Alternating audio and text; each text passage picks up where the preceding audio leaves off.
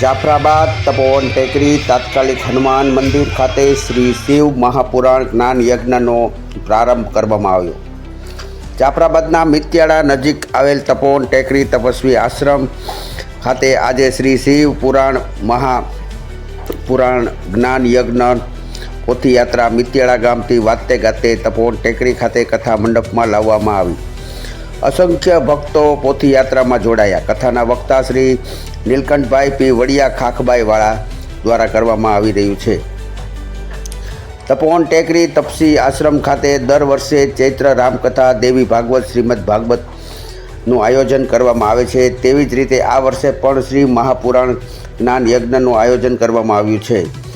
તપસ્વી આશ્રમના મહંત શ્રી 1008 રાઘવદાસજી મહારાજ તપસ્વી બાપુ દ્વારા શરૂ કરાયેલ ધાર્મિક કાર્યો હાલ પણ તેમના સ્વયંસેવકો દ્વારા સતત ચાલુ રાખવામાં આવી રહ્યા છે.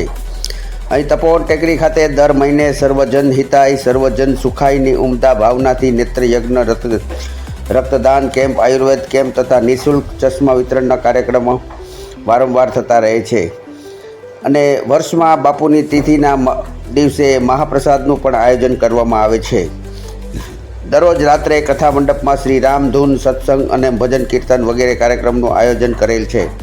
કથાના પ્રારંભે સમૂહ રાષ્ટ્રગીતનું આયોજન કરેલ છે. તેમજ કથા મંડપની અંદર 9 દિવસ ગાય માતા સાનિધ્ય રહેશે અને 9 દિવસ કથા દરમિયાન પૂજા સેવાનું સુંદર આયોજન કરવામાં આવ્યું છે.